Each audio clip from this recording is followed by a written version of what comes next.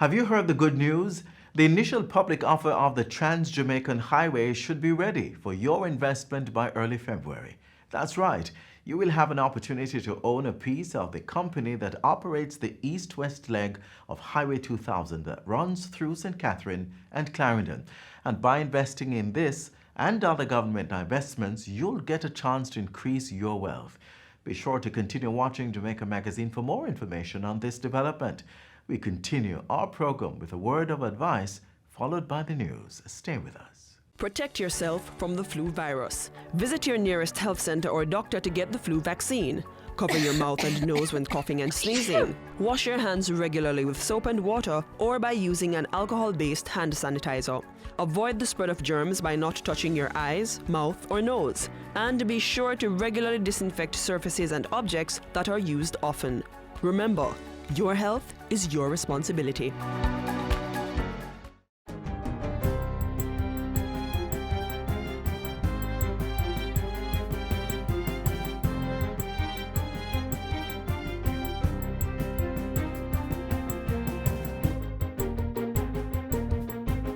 Good day, I'm Stephen McHugh, and this is your JIS News for Monday, January 27. A state of public emergency is now in effect for the Kingston Eastern Police Division. The special security measure was announced on Sunday at Jamaica House by Prime Minister Andrew Holness. It will be in effect for the next 14 days. Commissioner of Police Major General Anthony Anderson said police statistics showed that the police division had seen an uptick in violent crimes. Already, since the start of 2020, the Eastern Kingston Division has recorded 11 murders, when compared with the 3 during the corresponding period last year. Major General Anderson says there were 32 criminal gangs in the police division, 33 wanted persons, and 34 violence producers.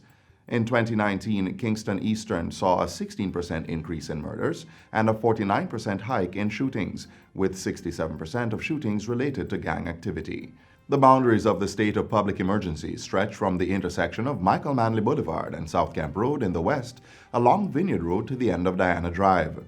The northern boundary extends from Diana Drive to Lexington Avenue onto Deanery Road to the intersection of Mountain View Avenue and stretching to the shared border of St. Andrew and St. Thomas. The eastern boundary extends south from the St. Andrew-St. Thomas border to the coastline. From the coastline, the southern boundary stretches west towards the intersection of South Camp Road and Michael Manley Boulevard. The JDF and JCF have both the commitment and capability to achieve success here in East Kingston. We welcome the continued support that we have gotten from citizens and various other groups, including private sector, as we strive to bring a lasting peace to our communities. Meanwhile, the Jamaica Constabulary Force has announced success in its policing strategies, which it says has resulted in a 5% reduction in murders so far this year when compared to the corresponding period in 2019. In making the announcement, Police Commissioner Major General Anthony Anderson says shootings are also down by 7%. He adds that robberies are down 25%, break-ins dipped by 46%, rape decreased by 36%, while there have been 73% fewer larcenies. And the police commissioner is also reporting that all police divisions under the states of emergency have experienced sharp dips in shootings, while murder has reduced in most. He says murders increased by 7% in St. James, but the figures are trending down.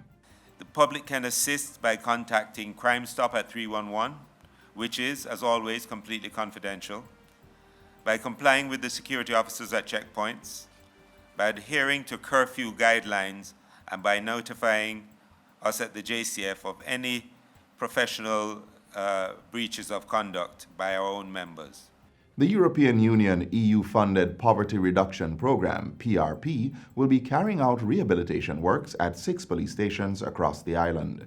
Approximately $235 million will be spent transforming conditions at the Mount Salem, Franklin Town, Adelphi, Four Paths, Lionel Town, and Denham Town stations. Details were provided at Thursday's launch of the PRP Police Station Rehabilitation Project, which will be implemented by the Jamaica Social Investment Fund, JSIF.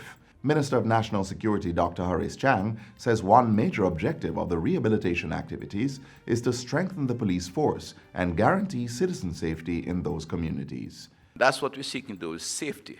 Because the first thing that the individual want in their community is safety.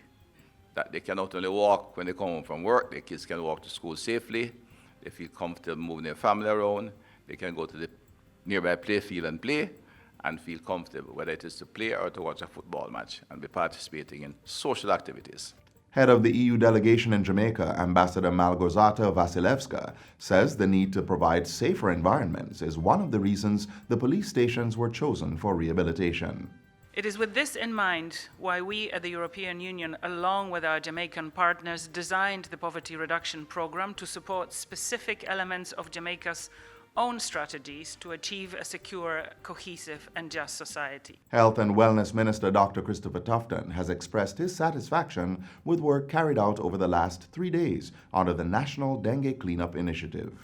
I think we've achieved the objective across Jamaica to mobilize as many Jamaicans as possible, starting with leadership at all levels, and to drive the message home, which we have been trying to drive home for the last year, which is that dengue is a serious issue. We can't take it lightly.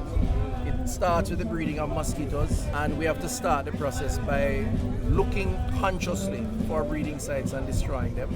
Prime Minister Andrew Holness led the cleanup activities at the national project. He was among a team that cleaned mosquito breeding sites in Grantspen and Raytown.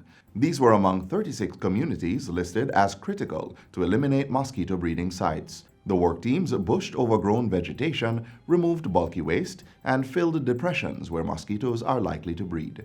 Residents were also engaged and encouraged to cover drums and other water-holding containers and to empty or destroy containers as necessary. When we send out the people to do fogging, and someone take up a stone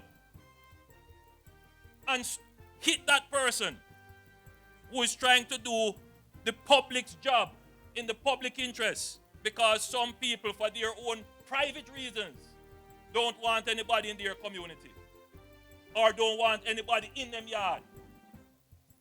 That can't work. And I'm saying it here again to every single citizen of Jamaica. The public's health is your business, and your right cannot come over the public right to good health. Prime Minister Andrew Holness has announced that the initial public offering for Trans-Jamaican Highway Limited could start next month. NCB Capital Markets Limited is the lead organizer for the undertaking, which was first revealed last October. The sale of government's shares in the company, which operates the east-west segment of Highway 2000, is part of efforts to fully utilize the state's assets. This will be another opportunity for Jamaicans to invest in a business, in a piece of Jamaica, the East-West Highway, which has good traffic flow and a good revenue stream, that you can now own a piece of Jamaica that is generating income that you can accumulate to wealth. Mr. Holness was addressing Tuesday's 15th Jamaica Stock Exchange Regional Conference on investments and the capital markets. The upcoming divestment of Trans-Jamaican Highway follows a successful sale of shares of Wigton Wind Farm Limited. Just a piece of the rock. It's not just a house or a motor vehicle. You need to be owning the companies and the infrastructure that generate positive streams of revenues, because it is those positive streams of revenue that you can save, accumulate, and build wealth. And that is what we have been doing as a government, trying to create wealth for the average Jamaican. And finally, Culture Minister Olivia Grange has expressed congratulations to young Jamaican singer Koffee on winning the Grammy Award for Best Reggae Album last evening in Los Angeles, California. 19-year-old Koffee, whose real name is Michaela Simpson, made history by becoming the youngest solo act and only female ever to win a Grammy for Best Reggae Album. In reaction, Minister Grange says Koffee is an outstanding ambassador of the reggae music of Jamaica, despite her young age, and is thoroughly deserving of the Grammy for her well-produced album, Rapture. The Culture and Entertainment Minister adds that Koffee's achievement is an inspiration to all Jamaicans who continue to beat against the glass ceiling as they build lasting careers.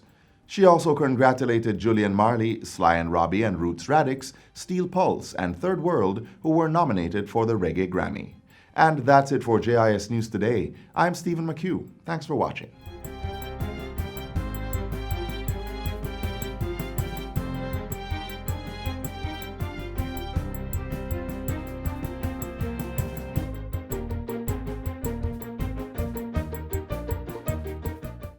Emergency warning signs of influenza in children include fast or troubled breathing, bluish skin color, dehydration from not drinking enough fluids, sluggishness, not waking up or not interacting, irritability, that is, the child not wanting to be held, fever with a rash, and flu-like symptoms which seem to go away but return with fever and a cough. Children exhibiting these signs need urgent medical attention.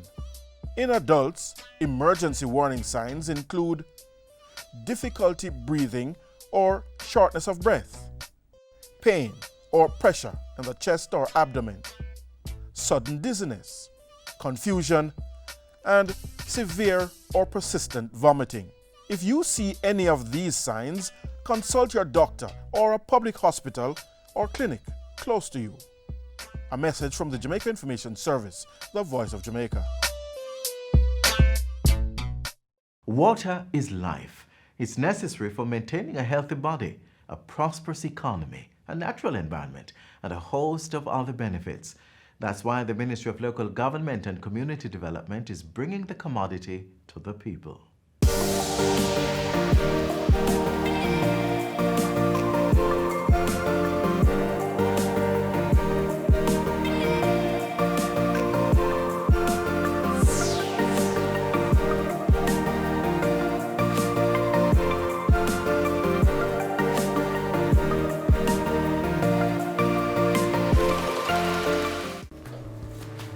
You see, sir, no water. This is what I've got to put up with. We have responded in a way to try to get water to communities. While these solutions are not the answer to the problems, but at least we are making an attempt to get water.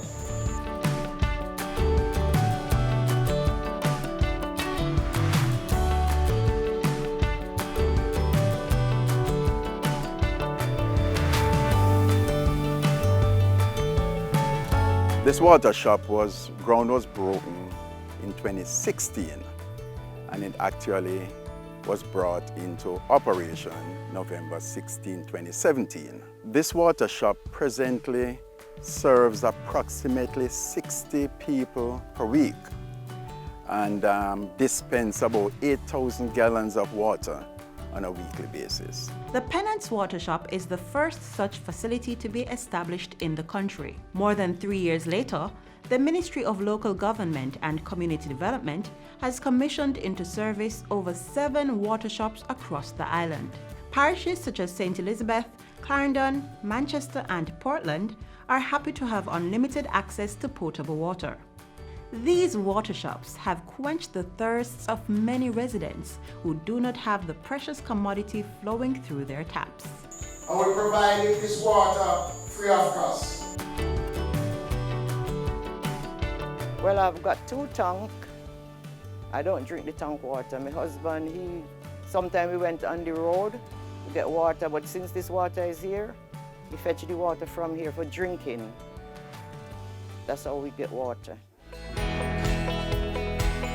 Penance is one of these rural communities, largely farming, with a population of over 3,000 people. There are a lot of people here, of course, and one of the challenges we have is lack of running water.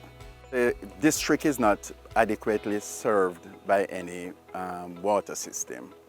There was once upon a time that water came from the northern side of the parish, but because of the increase in population, we get water here just every now and again, a little trickle.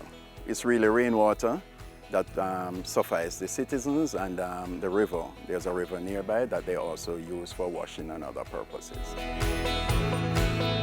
I appreciate it that the water shop is here. We can come and catch water when we want, drink water. So at this point in time, I think that this is probably the only reliable source of potable water for the citizens of Penance and the surrounding communities. It's Crooked River, Prospect, Main Ridge, Mullet Hall, Dank Savoy, Summerfield, Beckford Crawl, Iron Gate, Blackwoods. In fact, almost all the communities surrounding Pennants, we have residents using this water shop. This water is bought from the NWC system. It's treated water, and then when it comes here, it's again treated. So it's chlorinated from the NWC system, and then it is filtered here. So what you have is proper drinking water being dispensed at this facility. Tastes good because you cannot taste no chlorine in it. It's just crystal clear and drink very light. I drink this water and I don't put it on the fridge. I just catch it, put it down, and I just drink when I want water to drink. It tastes good. Most people really appreciate the services being offered here. Of course, they will also tell you that they would prefer for the water to be come directly to their homes, and they are willing to pay for it. So this water shop really wasn't intended to be the end in itself. The long-term plan, of course, is to have a proper water source and water piped to the individual homes, wherein it is metered and paid for.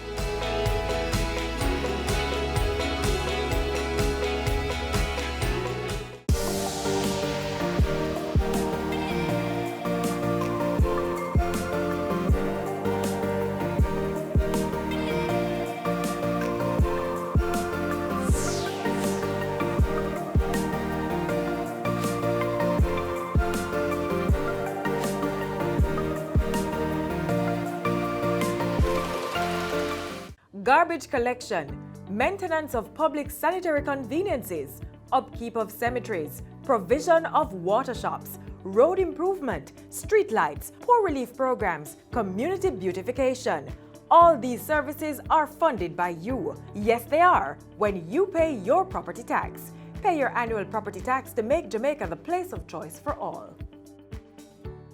As we prepare to celebrate Reggae Month in February, we invite you to download the Reggae Month Jamaica app on your Apple and Android devices. The interactive app will allow promoters to add their events to the schedule and for potential patrons to see the activities available throughout the month. While you download the app, take a look at the evolution of Jamaican music. Relax, man, we'll soon get there. In fact, we are here. The Institute of Jamaica. This is where we're going. What is this, Grandpa? When you go in, you'll see. Come on, let's go. Oh, where's a camera someplace me no want go. You say you want to be a musician?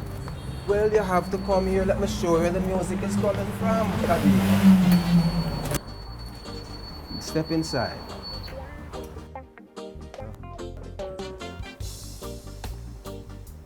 See? This is where I want it to come.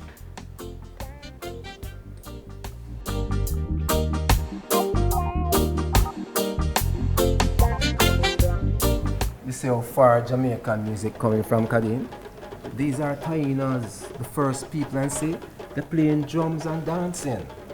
And look at these African instruments. That's when the first Africans came to Jamaica. Now, I bet you don't know what this instrument is. Rumba box? It is a rumba box, and you hear that in what kind of music now? Mento. Mento, that's what makes the mento music so sweet. Now, look at this. This is jazz music. Jamaica had a rich tradition of jazz.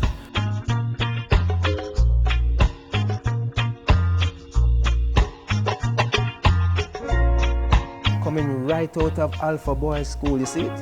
Right after jazz, the same jazz musicians were playing R&B. I found my thrill. That came from America. And when the R&B dried up from America, then they started making Jamaican R&B.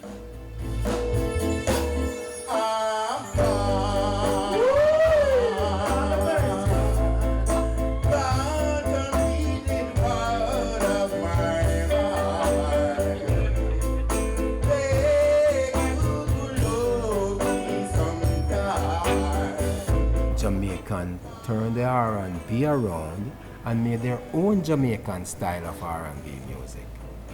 which then led to ska.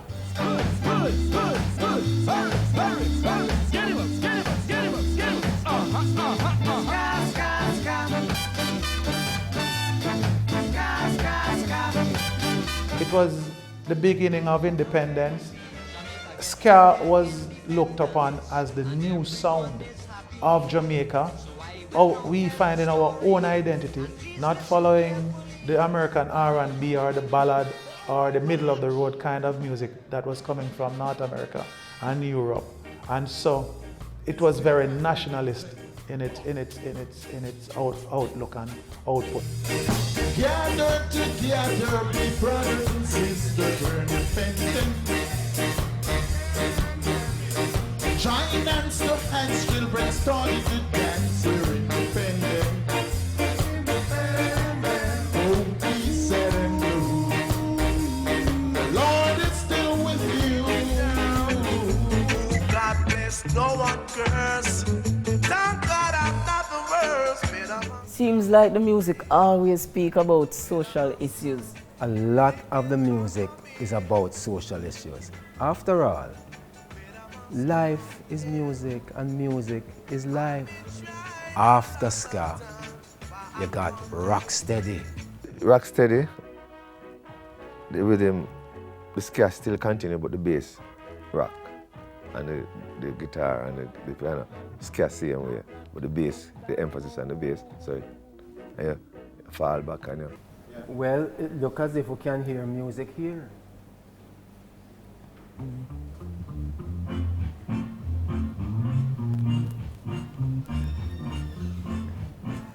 I like this, Grandpa. This nice. is Rocksteady. No, you should have seen me and your grandmother in those days.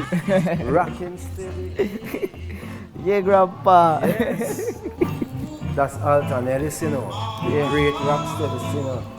But we turn down the people things here. Next thing, they throw us out of here. And go back to watch this thing. But Grandpa, you've been talking about Jamaican music for how long now? And until now, I haven't heard anything about reggae. Well, we're coming right up to reggae now. Here we are, reggae. Well, first of all, many people say that reggae was born at Sir Coxson's Studio 1 on Brentford Road. Clement Dad brought a piece of machinery to the studio for about a year. It was sitting there. And no one knew exactly what to do with it. And so they hooked it up one day and decided to implement it. And they discovered it was a tape delay. And so they hooked it into the machine and they started doing it into the recording. So when they put the guitar sound through the tape delay, it comes back saying, the rest of studios hearing this recording out, they thought it was the guitar making that and just copied that, and that was the birth of reggae music. I want to do the reggae, girl, with you. Yeah, come on to me. Here are some of the great artists who came out of that. Bob Marley, Peter Tosh, and Bonnie Livingston, the Wailers, Burning Spear, and so on. Now, reggae was also a way of life. It was the greatest advertisement for Rastafari. I think it's my time to teach you a little bit. What can you teach me? Come right here, sir. Oh, dancehall. I know that's when you were going to get happy.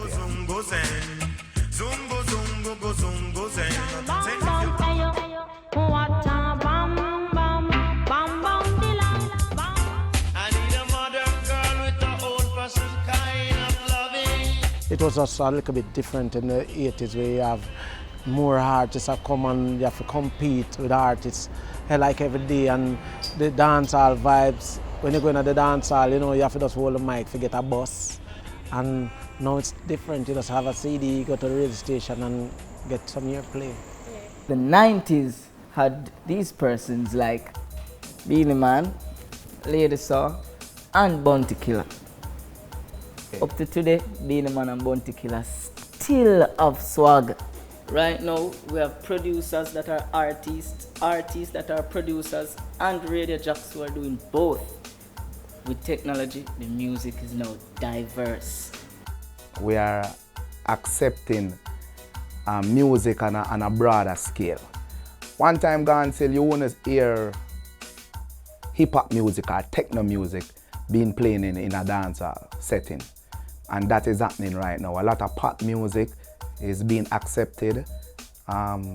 Disco music, techno music, electro house music is being accepted right now. Hip-hop music is widely accepted right now.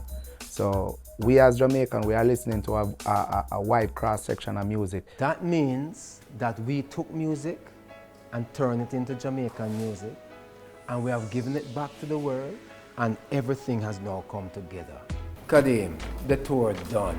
See, it wasn't that bad after all. For real, Grandpa.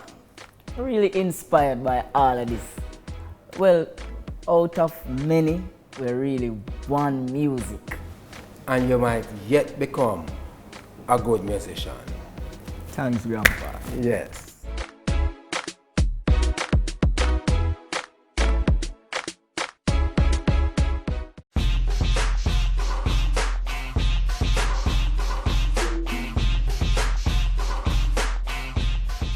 We want our children to understand the importance of physical activity. Based on our Jamaica lifestyle survey, 82% is in low-level activity, meaning we're just doing enough to survive. And only 16% is in moderate and 2% in high-level intensity.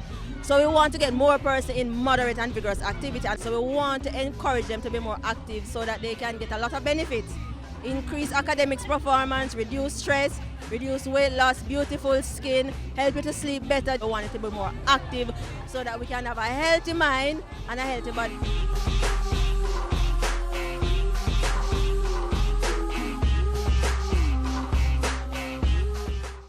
That's all the time we've been allotted on this station. Be sure to join us again tomorrow for another information-packed show. We maintain a constant online presence. Connect with us on our website or YouTube channel, or pages on Facebook, Instagram, and Twitter. You may also download our mobile app to your smartphones. On behalf of the entire team here at the GIS, I am Adrian Atkinson. Do take care.